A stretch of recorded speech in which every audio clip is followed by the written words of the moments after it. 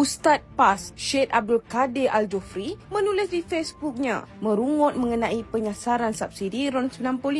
Kononnya menzalimi rakyat dan mengancam pengajian berkitab yang dilaksanakannya. Dalam hantaran tersebut, beliau siap tunjuk tangkapan skrin Settle yang menunjukkan penggunaan petrol hampir 800 liter sebulan dan katanya tidak termasuk isian di stesen lain lagi. Dari awal, nada tulisannya jelas cuba menimbulkan salah faham. Seolah-olah langkah penyasaran subsidi RON 95 ini menyusahkan dan menekan kegiatan dakwah.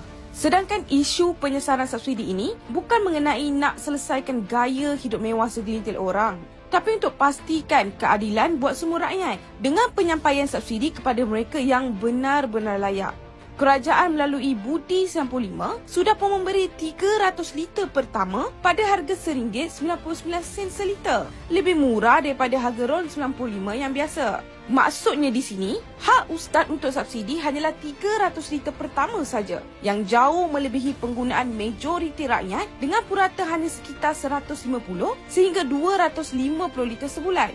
Malah kalau benarlah Ustaz Syed Abdul Kadir mengisi sehingga 1,000 liter sebulan, nilainya sekitar RM2,050 sebulan berdasarkan harga subsidi RM2.05 semasa. Itu jumlah penggunaan tahap kenderaan komersial atau pemandu e-hailing sepenuh masa, bukannya kereta peribadi biasa. Jadi jelas, Ustaz lebih memikirkan kepentingan sendiri daripada keadilan untuk rakyat biasa.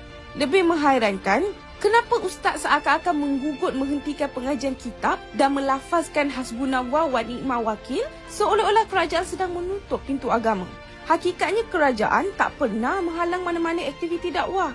Yang dihentikan hanyalah subsidi tanpa had yang selama ini dinikmati oleh pengguna besar seperti Ustaz.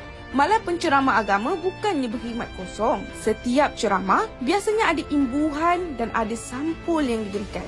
Jadi tidak wajar untuk bandingkan beban kosnya dengan rakyat marhen yang betul-betul terhimpit dan perlu mengisi minyak dari gaji yang terhad.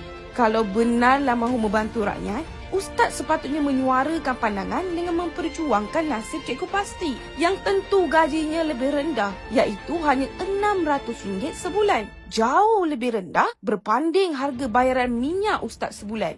Bukti yang Ustaz sendiri kongsikan sudah cukup menunjukkan bahawa penyasaran subsidi ini tepat. Ia memastikan duit cukai rakyat disalurkan kepada yang layak, bukannya menampung penggunaan melampau mereka yang selama ini menikmati petrol murah tanpa had.